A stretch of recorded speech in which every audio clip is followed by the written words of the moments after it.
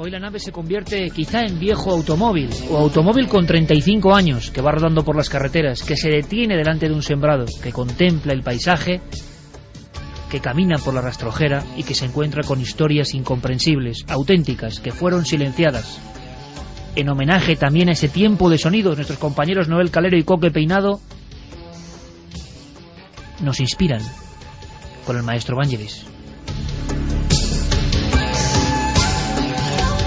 En este ambiente podemos también recordar, si te parece, Javier, pues bueno, la aventura que envuelve, porque qué demonios hacíamos tú y yo en la oscuridad. Pedimos perdón a muchos amigos que circulaban por esa carretera seguro hace una semana y se encontraron, pero vamos, a dos humanoides con un foco de luz hacia el cielo. Éramos nosotros, no hacíamos ninguna cosa extraña, luego lo explicaremos. En el kilómetro 14, hombre, yo estoy pensando, si alguien conociera la historia, ¿no? Y la llevase en la mente, imagínate, una y pasa por ahí y ve una luz allí y dos seres vestidos de oscuro y dos seres humanoides. Pues sí, la verdad es que eso puede dar lugar a confusión, pero estábamos ahí por algo. Estábamos por ahí porque teníamos que tocar ese lugar. Tantas veces hemos transitado, hemos fotografiado esa zona como un lugar totémico, ¿no? Hay que imaginarse además cómo estará ese lugar en este preciso instante, ahora mismo, ¿no? Seguramente cubierto de niebla, una niebla muy parecida a la que había hace una semana, que solamente iba bajando, despejando y dejándonos las estrellas, la bóveda celeste completamente limpia, con unas estrellas increíbles. Incluso tuvimos alguna sensación extraña, porque hay que decir que tuvimos que dejar nuestro coche en Quintana Ortuño, y Quintana Ortuño está en el kilómetro 12,5 más o menos. Tuvimos que avanzar andando hasta el kilómetro 14 por la cuneta de la carretera. Es una carretera con mucha visibilidad. Estoy seguro recta. Que hubo oyentes de Milenio que nos vieron, estoy seguro, convencido.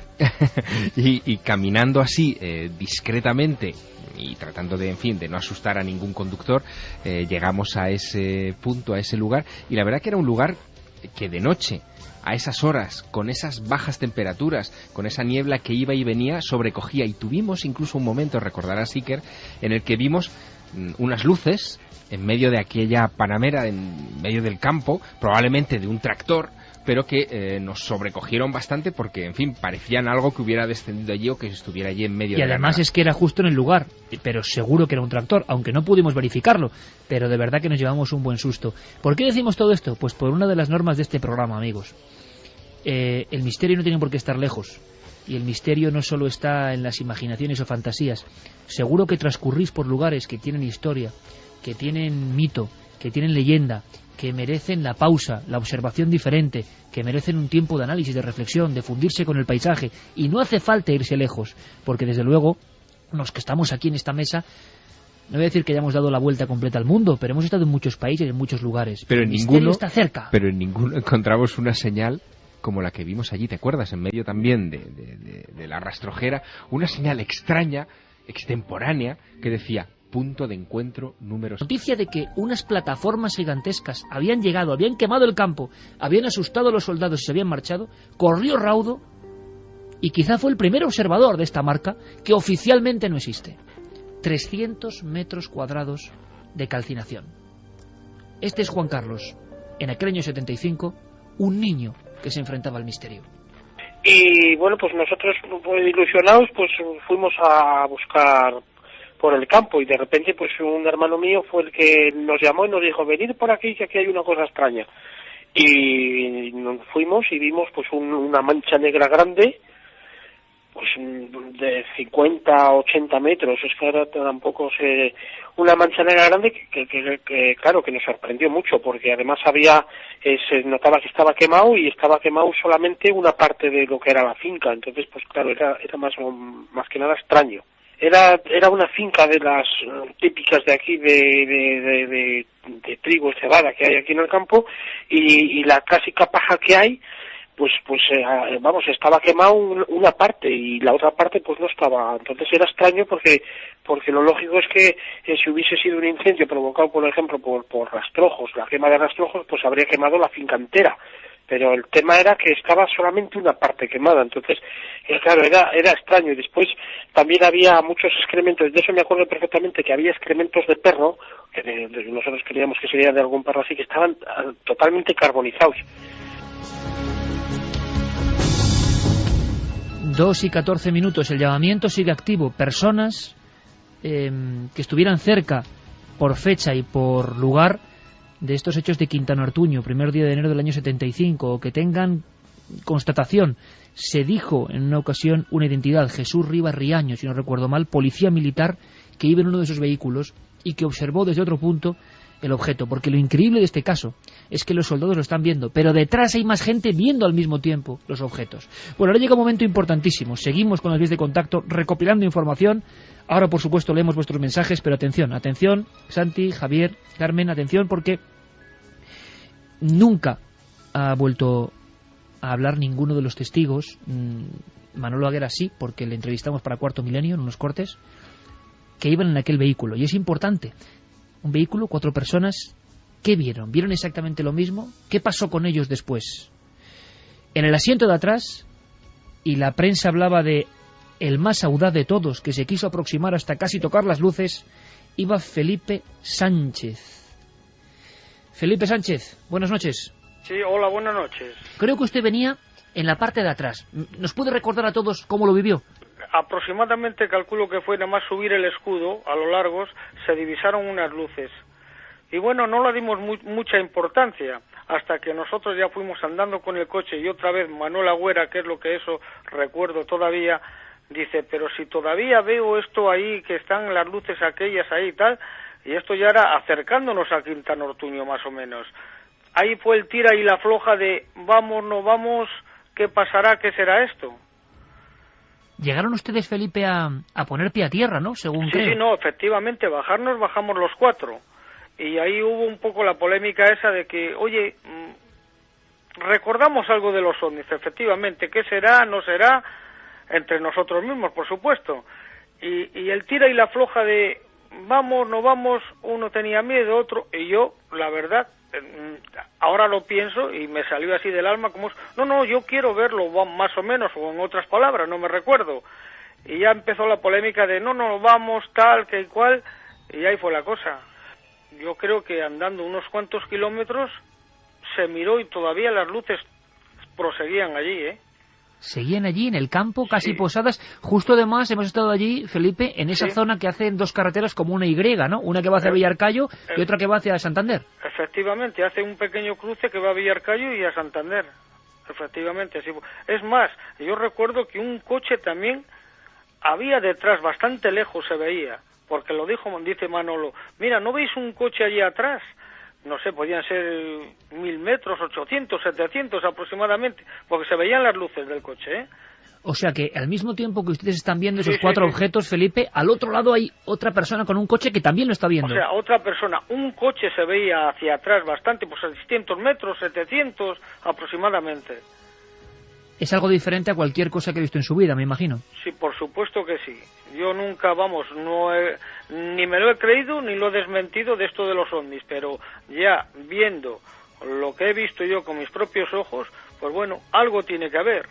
Y cuando llegan ustedes, ¿qué es lo que ocurre? ¿Quién habla con ustedes? Porque hay una serie de escritos de un interrogatorio militar que les hacen. Lo que nos hicieron fue una entrevista, me parece que fue en Villafría, en aviación, individualmente a cada uno, a ver si mentíamos, o a ver si confrontaban las cosas que habíamos visto. O sea que los superiores les entrevistaron con Sí. preguntas como estamos haciendo ahora, que eran Sí, los sí. objetos, distancia... Efectivamente, en una cabina individual cada uno nos hicieron unas preguntitas en la aviación.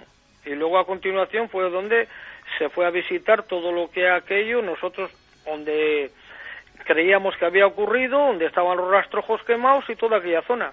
¿Y cómo fue la sorpresa, Felipe, cuando el grupo de soldados del comandante Llorente llegan a ver la huella? Una huella que por las fotos que se publicaron era inmensa, unos 300 metros cuadrados. Sí, pues la verdad es que yo no pensaba, pensaría que el terreno estaría como habitualmente, pero al ver aquella franja quemada y solamente lo que abarcaba, pues no sé, podía ser 30, 40 metros o 50 por dos de ancho, que solo estaba quemado aquello. Se consultó a los labradores, y no nosotros solamente, sino con los comandantes y los periodistas que vinieron de Madrid, y efectivamente que en ese tiempo no se quemaba rastrojos nada, porque eran tiempos de helada y no se podían quemar, que eso era una cosa que ellos tampoco mismos se lo explicaban. ¿Recuerdas si alguien, Felipe, tomó muestras en aquel momento del terreno? Pues en aquel momento era un poquitín así, no sé cómo explicarle. Estabas aquí, allá, preguntas por aquí, por el otro lado, y concretamente no lo sé, pero mi pensamiento es que sí. Sí, que alguna persona, tomó algún dato, miró aquello. ¿Nunca les han dado explicación de qué era o han intentado dar alguna explicación? No, yo creo que para mí que eso lo que hicieron, a mi modo de entender, tapar un poco y no darle a la luz.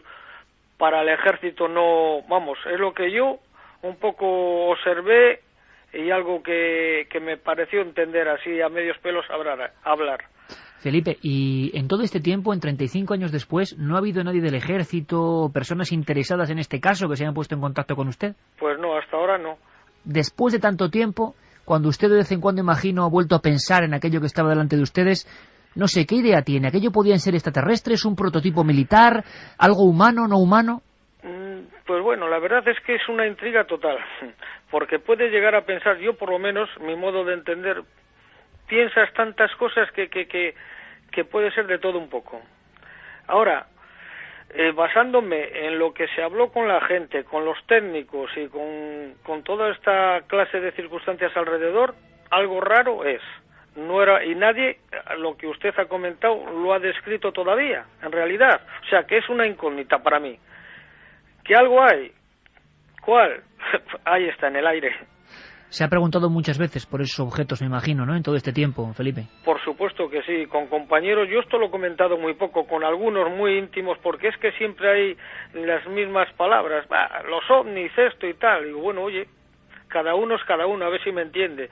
Yo lo que he visto no me lo quita nadie, no digo que he visto un fantasma ni que he visto un hombre volar, pero una cosa rara era, por supuesto. Una cosa rara, Felipe Sánchez, que ni siquiera el ejército ni los investigadores, tanto tiempo después, han logrado resolver. Seguro que hablamos en muchas más ocasiones. Le agradecemos muchísimo el esfuerzo de estas horas.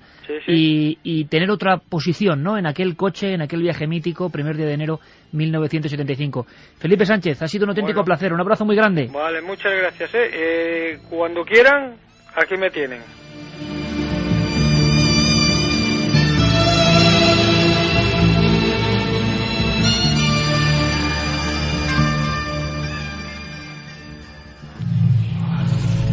Lo has oído. No estás solo.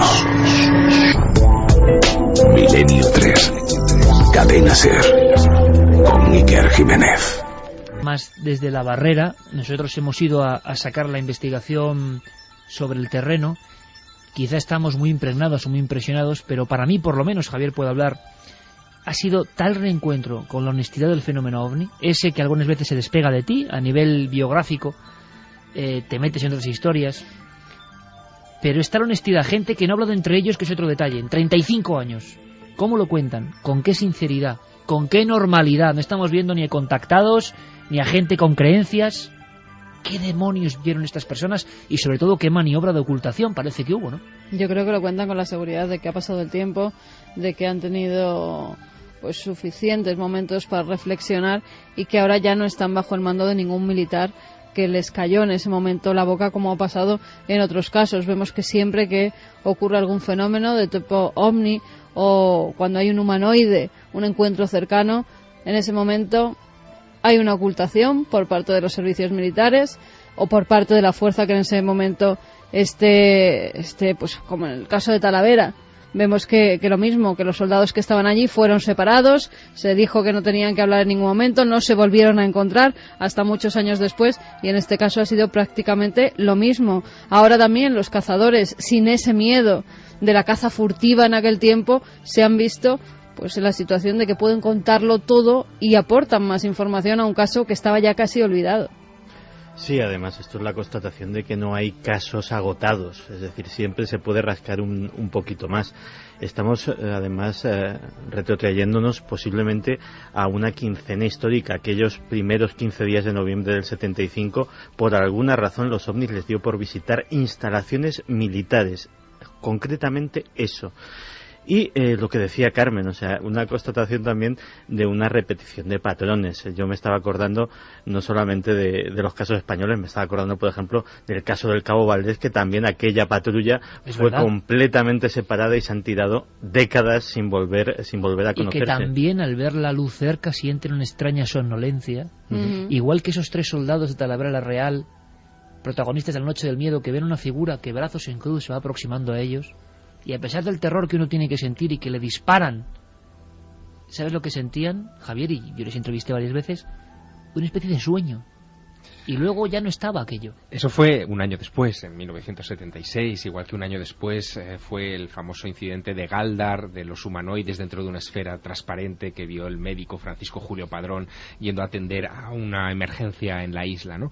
Pero fíjate que volvemos a Talavera la Real, porque ahí ocurrió algo también en estos días de enero del 75 que estamos reconstruyendo. Es verdad. Y que creo que es importante, porque tanto Manolo Agüera al principio como nuestro último testigo, Felipe Sánchez, han hablado de esta cosa extraña de, bueno, nos permiten hablar, pero después nos dicen que nos callemos y nos separan, ¿no? Bueno, pues hay una razón, yo creo que hay una razón detrás de todo esto que por lo menos deberíamos considerar, y es que en aquellos días estaban ocurriendo muchas cosas en España, no solamente 24 horas después en las Bardenas Reales, y después escucharemos algún testimonio, sino que fíjate, el 15 de enero del 75, en el aeródromo militar de Villafría se redacta este informe sobre los sucesos de Quintana Ortuño.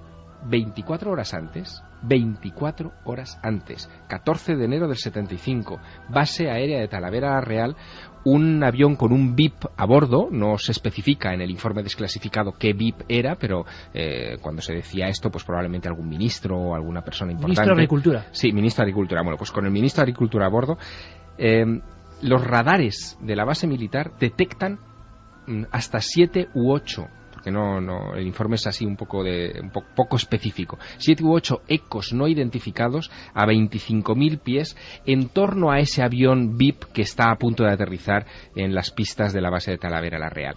A fecha de hoy no se sabe qué ocurrió, pero es que eso está sucediendo en esas fechas de enero. En esa franja. En esa franja. Y estamos hablando de que lo que vieron estos soldados en Quintana Ortuño eran al menos 4 o 5 objetos. Estamos hablando de números muy altos de ovnis que no son clásicos, es decir, no es algo que en Bardenas también se ven varios. Exactamente, en las Bardenas se ven varios. Los testigos, desde los cazadores furtivos a los soldados de las Bardenas Reales que escucharemos, a estos soldados de reemplazo en Quintana Ortuño, lo que describen son objetos en forma campaniforme o de taza invertida, que no son tampoco clásicos de la casuística ovni. No es un platillo. Exacto, no es el típico platillo volante. Por lo tanto, estamos hablando de testimonios en diversos días que se complementan entre sí y que hablan de algo extraño que estaba pasando efectivamente sobre el espacio aéreo y sobre el territorio nacional. Todo esto con una época políticamente convulsa en España,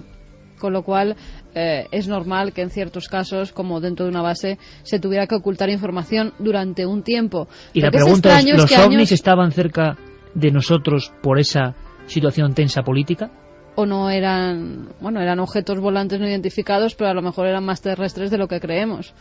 Entonces, lo que no es comprensible es que después de tantos años, si se vio que no era una amenaza para los soldados, si se vio que no era algo terrenal, que fuera tipo terrorismo en esas bases, que no se dijera la verdad de lo que se había visto, que no se desclasificara hasta tantísimos años después. Eso es lo que no es lógico, y que luego los testigos nunca más volvieran a hablar entre ellos y fueran separados incluso físicamente para que no se volvieran a encontrar. Como pasó en Talavera la Real, en aquel momento se ordenaba de forma distinta a los ministerios. Yo pude saber que era García Baxter el que iba en aquel avión, Talavera la Real, y tienen que desviar porque hay unos ecos misteriosos. Pero hay más, ¿queréis escuchar algo muy potente? Al día siguiente estamos hablando, y esto es un homenaje un poco para los que disfrutan de la ufología, que no digan que nos olvidamos de la ufología porque hemos nacido con ella, por Dios. Además, este año está siendo calentito ufológicamente hablando, ¿eh? Y hay que hablar de eso también, aunque tendremos muchas más cosas. Ali Azca, que ha acusado al Vaticano de estar detrás del atentado contra Juan Pablo II. Ali Azca, loco o no, ha roto su silencio, y eso lo analizaremos después, y habrá túnel del tiempo y un montón de cosas. Pero atención, amigos, horas después de todo esto que os hemos contado, desde los cazadores furtivos Os imagináis ahora, ¿verdad? A Pablo Casado, un hombre fornido, escopeta en mano, con esa campana, y quizá es el único de esa noche que ve lo que hay dentro de esos objetos. ¿Iban siempre esos seres dentro de los objetos? ¿Los tripulaban? ¿Qué demonios pinta un tipo de 3 metros o 2 metros y medio agarrado a algo que parece un soporte, asustando a unos cazadores de Burgos en un lugar remoto? ¿O es que tuvieron la mala suerte de estar justo en un sitio que se adecuaba perfectamente al escondite que juegan estos objetos? Pero hay más. Después del aterrizaje quemando el campo en Quintana Ortuño, hemos hablado del polígono de tiro de Baranas Reales. Recuperamos brevemente para que veáis si no se parecen los testimonios, si el miedo o la ocultación nos sigue ahí. A Vicente Martínez estaba con una ametralladora en la mano en la torre de control número 4, torre de vigilancia aérea de un polígono de tiro americano y español, y de pronto la radio empieza a hacer interferencias y viene algo, y lo que viene es una media campana rojiza como acristalada que se posa impunemente en ese campo de tiro. Escuchamos. Pero recuerdo que estaba de patrulla y la primera patrulla la hice yo y serían las 11:30 por ahí o 12, cuando de momento pues el transistor que teníamos, un transistor de esos grandes, de los que nos dejaban los americanos que estaban allí, pues hizo un montón de interferencias. Y digo, pues aquí qué pasa. Y entonces me di cuenta por la ventana de que había una luz, que había un aparato que estaba parado en eso con una luz blanca hacia arriba. Y de pronto esa luz blanca se paró y se quedó una anaranjada. ¿Y qué pasó después? Aquello quemó el terreno, llegaron a ver las llamas de la huella y llegó el silencio. Y nosotros estábamos 4 en la torre. Entonces cuando fuimos hacia el lugar que había desaparecido ya el objeto, pues entonces vimos algo de color rojizo y era el fuego que salía de eso, porque cuando nos acercamos a Land Rover estaba el fuego aún en el suelo. Pero claro, entonces como era de noche no se podía apreciar todavía lo que era.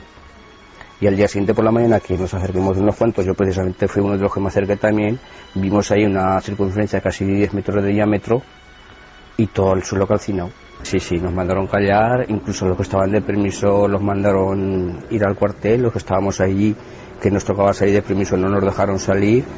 Acordonemos todo con metralletas y todo, porque venía gente, periodistas, militares, ahí venían de todo. Entonces nos hicieron acordonar todo aquello y no dejar entrar a nadie. 2:32, OVNI sobre España. Burgos Operación OVNI o La Noche de los OVNIs, poned el titular que queráis. Pero cómo suena Vicente Martínez hablando de les obligaron a acordonar la zona. Esto es España, amigos, no es otro lugar. Acordonar la zona, metralleta en mano, para que no pasara nadie, porque había una huella que había dejado un objeto que venía de quién sabe dónde. Pero lo más impresionante es que ellos con el Land Rover llegaron a ver esa huella todavía ardiendo, quizá con la misma fuerza calórica que aterrorizó a los 4 soldados de Burgos apenas 12 horas antes. Y siempre la misma impotencia, Javier, siempre la misma impotencia, pero yo comprendo perfectamente el miedo de Manolo Aguera, de Felipe Sánchez, de Pablo Casado, de Bruno Urachi, porque estando en ese lugar, tú y yo nos hicimos la pregunta.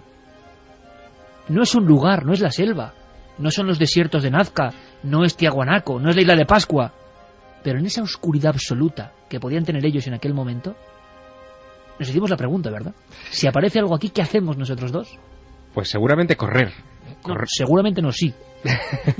O intentar ponernos a salvo, porque efectivamente la soledad era indescriptible, sobre todo a medida que iba entrando la madrugada, porque estuvimos mucho tiempo por allí, y el tráfico por la carretera cercana, por la 623, iba ya desapareciendo, los vehículos ya dejaban de hacer su trayecto habitual en ese tramo, y nos íbamos quedando más y más solos, el silencio nos rodeaba por completo, la niebla no nos dejaba ver ni siquiera las luces de la vecina Quintana Ortuño, que estaba a 1500 metros de donde nos encontrábamos.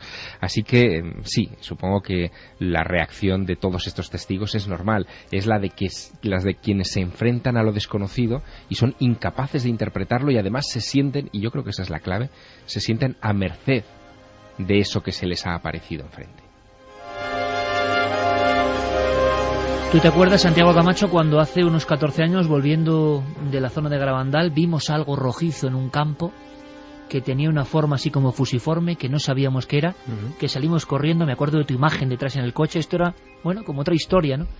Y sentimos bastante miedo, ¿eh? Y uno siendo investigador y queriendo y soñando pero con ver los ovnis. en este caso salisteis corriendo hacia el ovni y sin cámaras. Sí, lo puede contar Santi, porque yo luego dicen que exagero mucho, pero salimos hacia allí, pero te digo una cosa, cuando estábamos a mitad de camino, yo dije, yo pensé en un caso muy clásico, que no es este, que es otro de un camionero de Salamanca, dije, como aquí en la oscuridad haya algo de verdad que es de otro mundo, bueno, y pasé un miedo como pocas veces. Pues lo disimulaste muy bien. Bueno, claro. Porque me acuerdo perfectamente, ibais Lorenzo Fernández y tú en el asiento trasero del coche, yo iba de copiloto, y efectivamente tuvimos un atisbo de algo que efectivamente parecía una luminosidad. Y rápidamente se paró el coche, nos bajamos los tres, y vosotros dos en concreto salisteis corriendo, y yo intentaba con un ojo ver el objeto, que era una especie, para que nos entiendan los oyentes, era como una píldora, era de la forma de una cápsula que iba a ras de tierra, recortándose, es decir, no estaba en el cielo, se estaba recortando perfectamente sobre la silueta de un monte. A mí me vino automáticamente a la mente la imagen del ovni de Pusilibro. Sí, señor.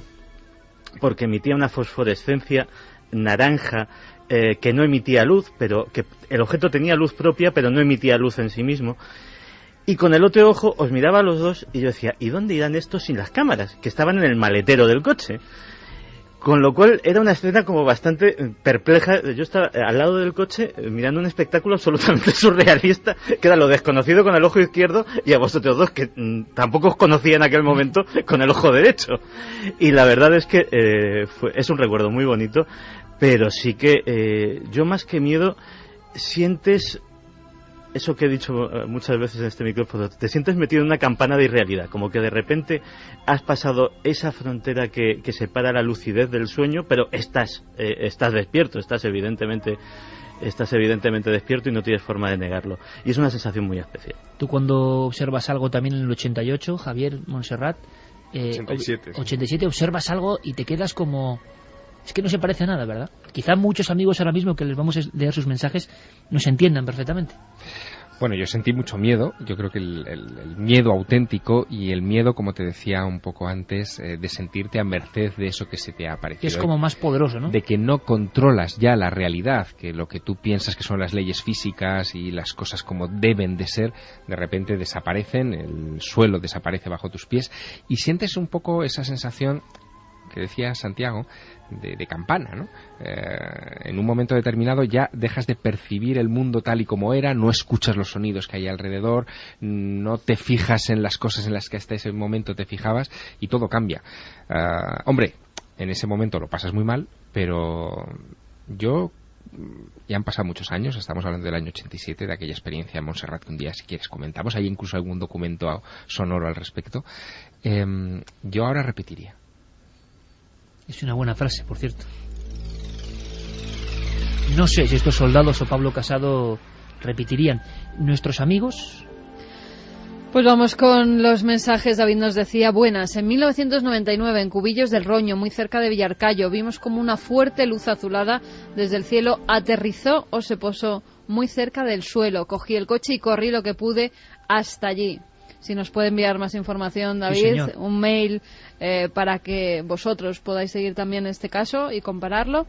Carlos nos decía, Molina de Aragón, Guadalajara, 2 cazadores de pueblo que apenas habían oído hablar de ovnis en 1975 aproximadamente, vuelven a casa aterrorizados después de ver una extraña luz que los sigue. Molina de Aragón, Guadalajara, año 75. En la base de Villanubla, en Valladolid, a veces se ven grupos de luces fijas en el cielo nocturno. Nos decía un vigilante que tiene que hacer la ronda y que oye ruidos por todos los lados. Dani, ¿cuánta gente habrá presenciado cosas que luego no se atreven a contar por miedo a que los tachen de locos? Un saludo desde Estambul. Dani desde Estambul, ¿no será Dani Huiza? Bueno, pues sí, es él, un saludo. Desde Cantabria, Dioni. Sí, Dani Huiza oye el programa. Por eso lo digo. Oye, Dani, pues nada, mucha suerte y muchos goles. Una noche viniendo de Burgos hacia Cantabria, de regreso nos metimos por el páramo de Masa. Según veníamos sobre las 3 de la madrugada, vimos a un lateral como unas luces que emitían mucho destello. Era tanta la luz que en ese lado parecía ser de día. Estamos hablando además de la misma zona, el mítico páramo de Masa, que es tremendo, es uno de los lugares de poder de este país, ¿no? Juan María Hernández Pérez, buenas madrugadas. Iker, ovni sobre Madrid, barrio de Villaverde, años 78-79. Se podría obtener de Hemeroteca la oleada ovni sobre Madrid. Creo recordar que octubre-noviembre del 78. Sí, él tenía 5 años, pero su madre y su hermano fueron testigos. Rubén Alonso, siempre que voy al pueblo, en un punto de la carretera miro a la izquierda y digo, ahí fue el caso ovni de Quintana Ortuño. Se me pone la piel de gallina. Desde el Leganés, Miguel Pérez Benítez, verano de 1987, portaaeronaves Dédalo, navegando entre Córcega y Cerdeña, estando en el puente. Como Serviola, vimos en el cielo 4 ovnis dando círculos. Una luz se sumergió en el mar. Se escribió en el cuaderno de bitácora. Bueno, por favor, a ver si tenemos más contacto con estas personas. Nos dejan una vía de contacto porque son casos interesantísimos que, repetimos, no pueden morir porque son la cara de algo que oficialmente no puede existir, pero que está, sin lugar a dudas está. Jorge desde Argentina nos decía realmente extraño que la gran mayoría de los casos de encuentros con seres se produjeron durante la década de los 70 y 80 en casi todo el mundo. ¿Tendrá la gente más miedo de contar sus casos? Salvador, buenas madrugadas a todos los que hacemos posible este viaje por el universo de lo desconocido. Yo también vi esas luces una madrugada de verano en una playa de Punta Umbría. Fue alucinante y sobrecogedor. Mucha casualidad que pasen estas cosas casi siempre cerca de zonas militares y sean muchos soldados los afectados, ¿no? Un saludo desde Dos Hermanas. Nacho desde Bilbao. Yo vi hace muchos años uno en Oriñón, en Cantabria. Después de un buen rato haciendo un vuelo lento, salió disparado hacia el espacio dejando una estela. Fue espectacular. Seguimos recibiendo los casos. Iker, 29 del 3 de 1975. 3 chicos son asediados por una esfera de luz a altas horas de la noche hasta la finca La Pinilla, en Burgos. ¿Lo recordáis? Peral de Arlanza, me sale una exclamación. La finca Pinilla, Peral de Arlanza, sí señor. Sí, perdón por el exabrupto, pero es la emoción. Claro, hablamos de ese caso en Burgos. En la finca La Pinilla, 3 muchachos con un Simca 1200 observan una figura y lo mismo que ha visto Pablo Casado, un ser que les observa y que trasluce a través de ese objeto. Año 75, sí señor. Hombre, no sé si será uno de los Rafa testigos. Desde Valladolid. Si es uno de los testigos o si conoce a alguno de ellos, pues por favor que nos escriban. Voy a repetir las vías de contacto. Me han hecho saltar del asiento. Sí, mira que tú no sueles decir esa... Sí, pero en fin. Pero bueno, vamos a repetir las vías de contacto. Milenio3 con número @cadenaser.com. A través de esa vía de contacto podéis desarrollar mucho más vuestros casos, darnos muchos más datos. También a través de la vía de contacto más directa, que es el SMS 27699, palabra clave Milenio, espacio vuestros mensajes, y también la web de la cadena SER.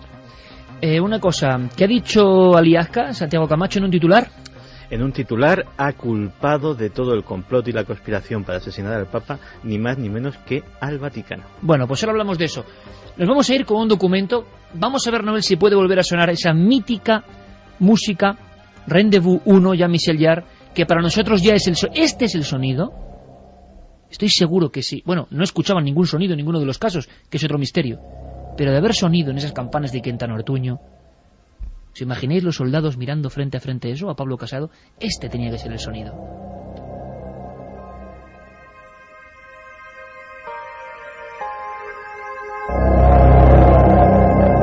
Las estoy casi viendo, y vosotros tocando el terreno, abrasándolo con una extraña energía. Os va a parecer ridículo lo que viene a continuación, demasiado ingenuo para muchos, pero bueno, a nosotros ya nos da más o menos lo mismo.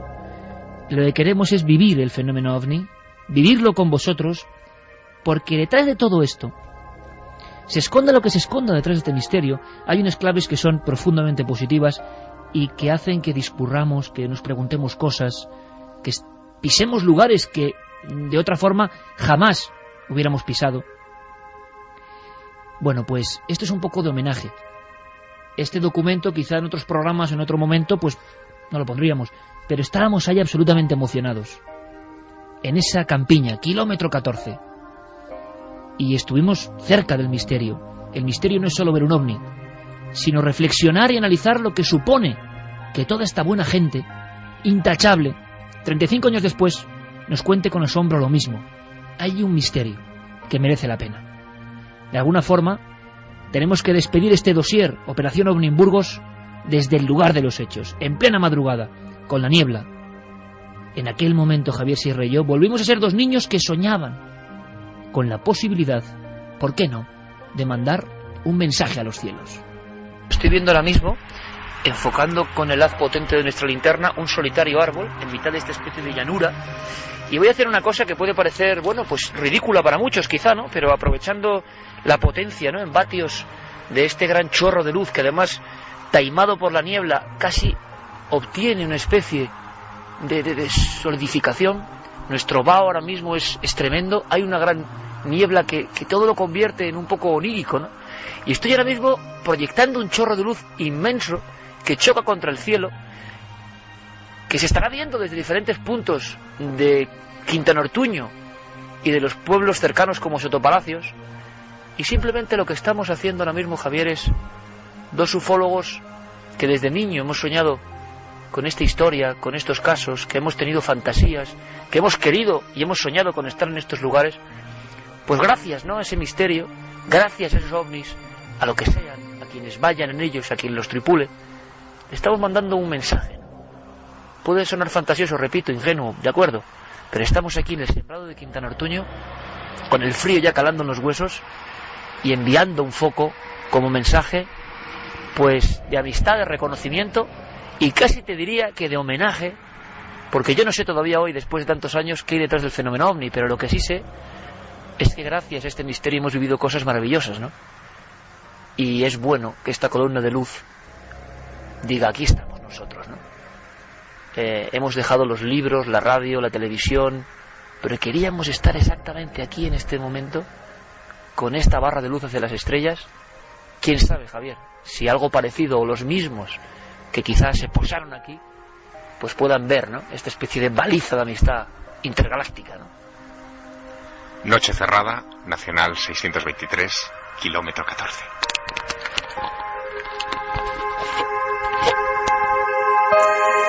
En busca de una explicación. Iker Jiménez, Milenio 3. Cambiamos el tercio, la propia música nos lo indica, conspiración. Y si hay una conspiración importante en los últimos 30 años también, es la de Aliasca, el asesinato, o intento de asesinato, mejor dicho, de Juan Pablo II en la plaza de San Pedro. Siempre se ha hablado de un acontecimiento que cambia la historia de Europa y del mundo, de la conexión con Fátima, Javier, de los servicios de inteligencia metidos ahí de alguna forma, Santi. Pero Aliasca, el terrorista turco, que disparó 2 veces fueron, ¿no?, al Papa. Fueron dos impactos. Tres veces. Y que fue salvado, dicen, por una medalla de la Virgen de Fátima. Uno de los disparos desvió una de las balas. Este hombre, dicen algunos que enloquecido, ha roto su silencio. Hasta el momento no había dicho nunca quién estaba detrás de esta historia. Hubo una conversación de 20 minutos con el Papa en la cárcel de Revivia.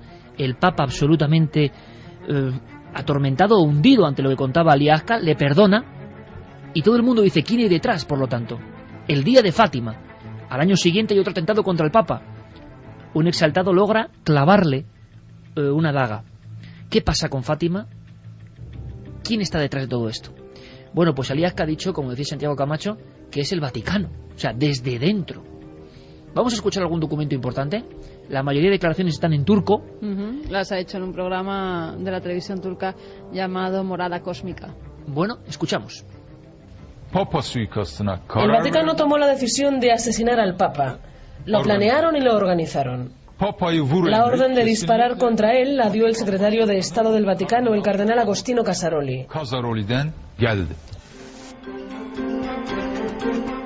Bueno, ¿qué más ha dicho Aliasca? ¿Que se sepa? Pues lo que ha dicho en definitiva es lo que oíamos, que detrás de ello estaba el Vaticano, que además había 2 personas, también aparte de Agostino Casaroli, que era en ese momento el secretario de Estado, había 2 personas que le habían entrenado, que incluso habían hecho los movimientos que él tenía que seguir para atentar contra el Papa, habían recorrido la plaza de San Pedro junto a él diciéndole desde qué lado tenía que dispararle, que no querían en ningún momento asesinar al Papa, pero sí herirle. Pues vaya, opiniones. Santiago Camacho, Javier Sierra. Bueno, estamos de entrada ante un hombre que hace unos cuantos años, un par de años, se declaró Mesías, anunció el fin del mundo, escribió su propia versión de la Biblia, que ha dado más de una versión de todo este asunto y que está señalando a una figura muy importante de ese periodo histórico, posiblemente la figura más importante en el Vaticano después del propio Juan Pablo II, que es Agostino Casaroli, que yo creo que era la figura que mejor complementaba a Juan Pablo II, porque era un exponente perfecto de lo que es la finezza vaticana, esa inmensa burocracia, esa inmensa maquinaria diplomática la manejaba a la perfección, y un hombre que había llegado, digamos, más de batalla, mucho más sencillo, mucho menos curtido en esas sutilezas que era Juan Pablo II, pues digamos que era el complemento perfecto. Y bueno, fue el primer representante del Vaticano en ir a la Unión Soviética, fue el primer representante del Vaticano en ir a Cuba. Eran el día y la noche, en eso es absolutamente cierto, es decir, pero no eran figuras enfrentadas, eran figuras contrapuestas, pero muy complementarias. Lo que dice contradice absolutamente todo lo que sabemos sobre el atentado a Juan Pablo II. Hay varias versiones y desde luego mira que desde el mundo conspiranoico se es suspicaz y se buscan todos los recovecos posibles a las diferentes versiones. Pues ninguna de ellas, es decir, hay una que señala la más aceptada, que señala a la Unión Soviética a través de los servicios secretos búlgaros, porque el apoyo directo al sindicato Solidaridad y a la revolución que estaba teniendo lugar en Polonia, pues fue, y de hecho la historia lo demostró, uno de los condicionantes para que la Unión Soviética se derrumbara como tal. Hay una teoría que afirma que Luigi Poggi, que era el encargado oficial del servicio de espionaje vaticano, entró en contacto con el Mossad y este le reveló una conspiración por parte de los ayatolas de Irán para iniciar una especie de guerra santa. Eso es bastante más discutible.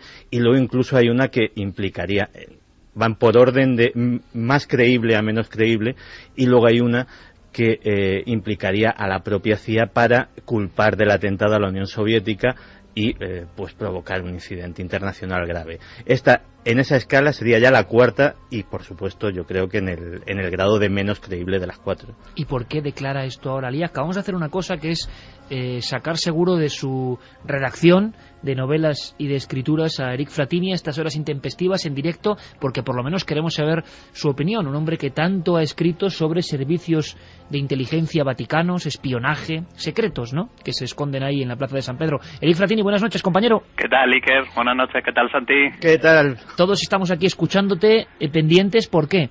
Porque esto puede sorprender, ha dado la vuelta al mundo estas declaraciones. Queremos saber si les das importancia, son una locura más, en la locura puede estar la verdad. Bueno, yo estoy de acuerdo con lo que dice Santi, es decir, es que estamos hablando de un tipo que cuando salió de la prisión dijo que era el Mesías. Después, la última, que no sé si Santi se ha enterado, la última fue que pidió públicamente participar en el programa de Mira quién baila en la televisión turca y se lo prohibió el gobierno. Eso lo desconocía, pero sí, o sea, merecía la pena. Sí, pero vamos, que es un tipo al que no... Es decir, lo que pasa que, claro, el tema es que, no sé si recuerdas, que en la novela mía del laberinto de agua, la temática iba un poco del secretario de Estado Vaticano que organiza el atentado contra el Papa con Mehmet Aliasca, ¿no? Pero vamos, que es una novela y es una simple ficción. Pero Eric, él sabe la verdad también. Aliasca puede estar muy loco, puede estar muy fuera muy de los cabales, pero sabe la verdad, ¿no?, de quién le encargó. Dice que le pagaron $50.000. Bueno, es que realmente él nunca ha expresado realmente quién le contrató, porque él llegó a decir públicamente al diario La República en una entrevista que le hace a Ugías, Giorgio Ugías, que es el vaticanista, uno de los vaticanistas de La República. Él dijo que realmente él no supo nunca quién le había contratado, porque él nunca tuvo un contacto que le diese el dinero, le entregase el dinero o le entregase el arma. Es decir, que él no conoce a nadie por encima de él que le pudiese dar el contacto para el atentado del Papa, es decir, que ni siquiera él ha reconocido eso. Es decir, luego, pues es también un poco lo que dice también Santi, que ha habido muchas versiones sobre el tema de que fueron los iraníes. Es una de las opciones que defiende Thomas Gordon Thomas, uno de los grandes especialistas en el Mossad israelí, en la historia del Mossad israelí. Luego Tomlinson, uno de los exagentes del MI6, afirma que fueron realmente los del KGB a través de los búlgaros y utilizaron a los búlgaros para matar. Yo creo, y además yo creo que hay tantas teorías como investigadores, Eric, casi, ¿no? Sí, pero yo creo también que también lo hemos comentado alguna vez contigo y con Santi, que realmente claro, lo más interesante para todos nosotros sobre el tema del atentado del Papa, yo creo que lo más interesante de todo va a ser cuando Bulgaria tenga que asumir la legislación europea de la Unión Europea como miembro de la Unión Europea y tenga que abrir sus archivos, porque está en la legislación europea de que tiene que abrir sus archivos históricos. Se perderán los papeles, Eric. Claro, y bueno, o se perderán, no sé, es decir, o por siempre lo menos pasa saldrá algo para que no salga a la luz la verdad, y más con un tema tan polémico. Sí, además tú sabes, Carmen, además que el problema que también había, por eso los búlgaros no quieren desclasificar sus documentos, y es que claro, que parte de los agentes del servicio secreto búlgaro de toda esa época, de la lucha contra en el tema de la defensa del comunismo, son actualmente miembros del gobierno, son actualmente altos cargos de los servicios de inteligencia y de la policía. Entonces, claro, hay incluso un eurodiputado que es búlgaro, que claro, que tampoco, que pertenecía a los servicios secretos de búlgaros. Entonces, claro, también puede ser también lo que tú dices, que al final al cabo abran sus archivos y no se descubra nada porque alguien los ha destruido, ¿no? Hay una cosa importante, Eric, Javier, tu opinión, porque parece que Ali Akbar no sabe quién le mandaba y muchos piensan que es que encubre a alguien, pero igual es que ni lo sabe. Bueno, aquí la cuestión es si aceptar que este hombre es un demente o sospechar que su demencia es una demencia fingida, que también yo creo que podemos tenerlo en cuenta. Claro, para que no lo maten. Exacto, si todos los test de inteligencia que se le han hecho a Ali Akbar, los perfiles de personalidad que se le hicieron en su momento, cuando, en fin, ocurrió todo el asunto del atentado en 1981 contra Juan Pablo II, demostraban que pese a tener un origen muy humilde y su procedencia, su cuna delictiva era muy simple, el tío tenía una inteligencia muy aguda, era capaz de engañar a prácticamente cualquiera. Por lo tanto, cuando lo liberan en enero de 2010 de la prisión en Turquía y se convierte ya en un hombre libre que se busca la vida, en fin, que lo que busca en estos momentos es sobre todo encontrar un buen postor que le pague una cantidad importante de dinero por sus memorias o por escribir algún tipo de libro que, en fin, que se convierta en escándalo internacional, pues a lo mejor lo que está haciendo es adobando esa expectativa con este tipo de declaraciones. Pruebas no ha aportado ninguna, en ningún sentido, hasta la fecha. Cuando sale de la cárcel dicen además los médicos turcos que le diagnostican un grave desorden antisocial de la personalidad. Eso, los últimos exámenes médicos que le hacen. Y además dejadme que os diga una cosa. Si Ali Akbar hubiera hablado, por ejemplo, de Jean Billot, el famoso cardenal francés, que ese sí que era un experto en conspiraciones, pero claro, Agostino Casaroli también vuelvo también a lo que decía Santi, que ha sido el digamos el gran diseñador, el gran arquitecto de la política vaticana de toda la primera etapa más importante porque claro, Casaroli es secretario de Estado desde el año 79 hasta el año 90. Es decir, de la etapa más importante del pontificado de Juan Pablo II con respecto a la diplomacia, a la política vaticana. Es decir, que Agostino Casaroli, es decir, era una de las grandes, para mí, personalmente creo que ha sido una de las grandes eminencias grises de la política vaticana y de la diplomacia vaticana. O sea, que es poco creíble, ¿no? Ahora apuntan que era masón también, que pertenecía a la masonería. Me creería mucho más eso que hubieran dicho, a lo mejor que hubiera dicho Ali Akbar, Jean Billot o Bernard Law, el cardenal Bernard Law de Boston, es decir, que eran verdaderos conspiradores, que controlaron todo el aparato de la banca vaticana, que controlaron todo el aparato de la famosa logia Propaganda 2 dentro del Vaticano, pero que hable de Agostino Casaroli, no sé, que ha sido un hombre, bueno, yo creo que ha sido una de las grandes eminencias grises que ha tenido y tendrá el Vaticano. Pues estas son las palabras de Ali Akbar. Seguiremos muy pendientes, Eric Frattini, a seguir escribiendo ahí en tu guarida. Un abrazo muy fuerte, amigo. Un abrazo muy grande a todos. Gracias, Eric. con esta historia parece que nos quedamos siempre igual. En fin, estaremos muy atentos. Por cierto, que después vienen muchas cosas, y entre ellas, en relación al impacto que tuvo el programa de la semana pasada sobre las voces, voy a poner un documento terrible. Ya muy advierto, desagradable. muy desagradable, sí. Yo ya advierto, pero es parte de la historia, ¿eh? Lo llamaron el sonido de la muerte. Es muy desagradable, pero tiene que ver con la historia de la famosa psicofonía de Germán de Argumosa. Pero será luego, en la tercera hora. Ahora todas las noticias, por supuesto, aquí informados en la serie, continúa en apenas 5 o 6 minutos, Milenio 3. 3 y 7 minutos. Aquí continuamos. La nave del misterio que es capaz de meterse en universos bien distintos. Y vagamos con vosotros para aprender de cada diapositivo de la vida, desde el origen de esta hasta lo más perverso, malévolo en todos los sentidos que puede tener la brujería. ¿Cuál es nuestra siguiente parada? Pues lo anunciábamos antes de esta pausa de las noticias. Hubo un tiempo, como todo en el mundo del misterio hay modas, hay picos, ¿no?, en la estadística de lo popular, y hay historias que se ponen en boga. Hubo un tiempo donde, por ejemplo, los ovnis, la visión de objetos fueron, sin duda alguna, la gallina de los huevos de oro para los que hablaban del misterio, interesaba. Después aparecieron incluso los tripulantes de estas naves, si es que son naves. Hay quien habló del tiempo de las abducciones, secuestros supuestamente por seres de otros mundos. Se habló de visitantes de dormitorio, pero hubo una época, sobre todo a partir de 1968, en que el mundo empezó a contagiarse de una especie de histeria, porque se hablaba de casos en los que personas normales y corrientes, en mitad de un camino en la carretera, yendo para un viaje de negocios, volviendo de alguna reunión, o simplemente, como ahora estarán escuchándonos muchos amigos de la rosca, del volante, que viajan por España para que todo funcione, experiencias rarísimas en gente muy sencilla. Una niebla, como bien describía nuestro compañero Javier Sierra, una luminosidad, un tiempo perdido, el kilometraje que no se ajusta a la realidad, el tiempo que parece que se ha estirado, entrar en una especie de neblina y aparecer en otro lugar. A partir del final de los 60, con varios casos muy polémicos, se habló de esos viajes incluso intercontinentales. Auténtica y pura leyenda urbana, no porque no haya realidad, sino porque los casos se convirtieron en vox populi y se fueron deformando y exagerando.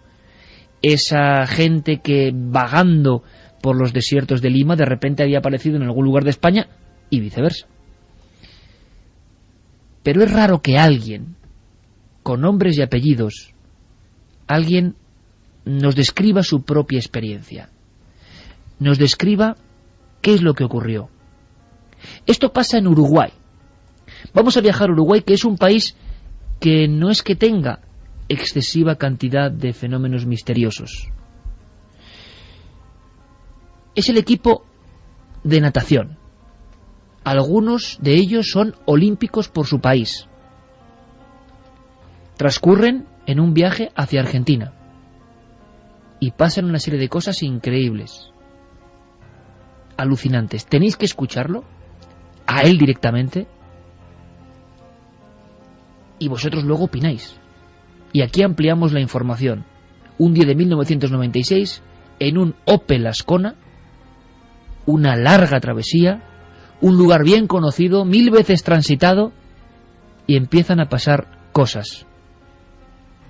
Alberto Losar, equipo de Uruguay de natación y socorrismo, vivió el amanecer más extraño de su vida. Alberto, buenas noches. Hola, buenas noches.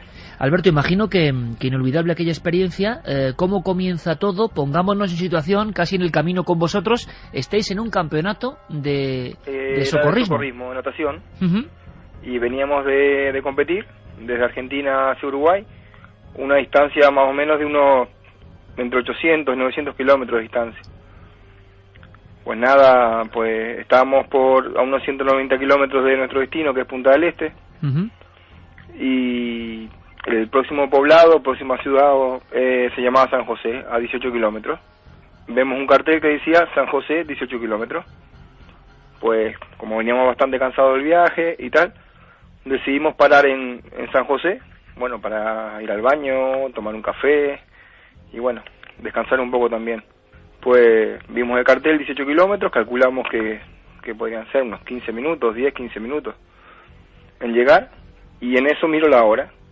porque, nada, coincidió que me la abren a las 6 y 5 de la mañana, y seguimos circulando. Pues como que se nos fue el tiempo. Pasaron 10 minutos, 15, 20, cuando quisimos acordar, habían pasado unos 40 minutos, y en eso empezamos como a ponernos nerviosos porque no llegábamos a San José, y resulta que lo teníamos al lado, aparentemente. Y pues nada, pasamos por una capilla que nos llamó tremendamente la atención, una capilla grande, blanca, que bueno, estaba detrás de una alambrada, es algo sin sentido, no tiene sentido. ¿Nunca la habéis visto anteriormente, Alberto, esa capilla? No, inclusive en otras ocasiones, hemos vuelto a pasar por ahí en varias ocasiones y no, es inexistente. Ajá. Blanca y grande, nos quedó a nuestra derecha. Pues nada, continuamos un poco más y después nos pasó algo, a continuación, podría decir 200, 300 metros más adelante, nos cruza un coche en dirección contraria a la nuestra. Un coche idéntico, el mismo coche, el mismo color, y nos saluda un hombre mayor, nos hace como una reverencia con una... Pues nada, pues continuamos un poco más y a continuación 100, 200 metros más, que eso fue lo más insólito de todo. Empezaron a aparecer palomas, pero en mi vida, hasta el día de hoy, yo tengo 41 años y eso pasó hace, ahora 20 años más quizás, fue en el 96, palomas, ahí nos despertamos todos, empezamos a gritar, a discutir, iríamos 8 o 10 kilómetros por hora, pues no podíamos ir más rápido, era imposible, es que no teníamos visibilidad. ¿Las palomas estaban en la calzada, te refieres, en la carretera? No, las palomas volando por encima de nuestro parabrisas, rodeando el coche, todo. ¿Y qué pasa después de las palomas? Pues a unos 500 metros había como una rotonda pequeña, con un desvío, y un cartel que decía, tendrían que ver el mapa, tener una noción de distancia. Decía Rivera, 30 kilómetros. Y resulta que de San José a Rivera hay entre 600 y 650 kilómetros, algo imposible. O sea que una distancia de unos 600, 750 kilómetros en ese pequeño impasse al salir de San José. ¿Y qué pensáis en ese instante? Nada, giramos, paramos, nos bajamos del coche, pues empezamos a discutir que estamos perdidos, que te dormiste, que no te dormiste, que nos equivocamos la ruta, que no nos equivocamos, pues un montón de temas en ese momento. Pues decidimos, tomamos una decisión entre todos, subirnos al coche, girar y volver por la misma ruta donde veníamos. Pues hicimos 5 minutos, pues llegamos a San José. Increíble, estábamos ahí. Pero miramos el reloj, habían pasado 20 minutos. Y en 20 minutos había habido ese trasbordo, vamos a decirlo así, de una distancia de 600 kilómetros. De fase de tiempo, de fase de distancia, de fase de kilómetros, de fase de todo, pues no, capilla, coche similar, palomas, un montón de acontecimientos que pasaron en cuestión de, según lo que yo calculé, pasó en 15 minutos. Una cosa importante, Alberto, vais 5 jóvenes, me decías. Carlos Escabiano, nadador. Es nadador, lo nombré porque él es nadador olímpico. Héctor Rodríguez también. Sí, otro nadador más. Ariel Machado. También otro nadador. Johnny Plata. Nada, él era un acompañante nuestro. Entonces, sois diferentes testigos, todos vivís lo mismo y ¿cómo es el regreso o cómo es el pánico o cómo es la incertidumbre que habláis entre vosotros? Porque si a uno le pasa esto, yo creo que tiene que ser el descuadre y la rotura de esquemas tan grande que no sé cómo se comporta. De San José en adelante, quizás hayamos hablado unos 10 minutos. Y después fue un silencio profundo. Tuvimos como una hora de viaje, prácticamente sin dialogar del tema ni de nada. Llegamos a destino, pues llegamos con nuestra familia, pasó unas semanas, 2 semanas, hasta que en una reunión, un asado de lo típico nuestro, pues salió el tema, conversarlo otra vez. A ver qué había pasado, a ver si teníamos las ideas claras, lo que había sido, si todos habíamos visto lo mismo, si habíamos sentido lo mismo, y realmente pues fue así. ¿Nunca habéis vuelto a ver la capilla? ¿Habéis acudido al lugar para comprobar los hechos? Yo viajo todos los años para ahí, inclusive es ruta de paso hacia unas termas que están en el norte, en una ciudad de Salto, que era de pasada de Punta del Este, y inclusive he parado en San José, he hablado con la gente, le he preguntado si hay algún sitio de plantíos que pudiera alimentar palomas, que hubiera un montón de palomas allí, y me dicen que no, que por la zona no, sí, alguna paloma se ve, normal, ¿no? Pero no en la cantidad que le nombro yo, ¿no? ¿Y la capilla, Alberto, era un edificio, una iglesia? ¿La recuerdas perfectamente? Era una capilla, blanca, era alta. A un lado de la carretera. Alta, ¿eh? A un lado de la carretera, junto a la alambrada. Sí. Pero sin acceso, sin entrada, ¿eh? En muchos de estos casos, lo que ha contado el público, en estos supuestos casos de teletransportación o de lo que sea que hay aquí, se ha hablado de luces, de sonidos, de una niebla, nada. Nada, no. Sí es cierto que el horario eran las 6, alrededor de las 6 de la mañana todo, estábamos en un determinado tiempo, unos 15, 20 minutos, estábamos entre que está aclarando, pero no, de niebla, ni de ruido, ni de sonido, ni luces raras, no.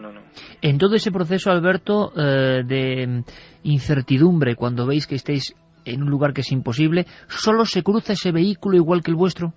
El único vehículo en la carretera fue ese, idéntico, sin el mismo coche.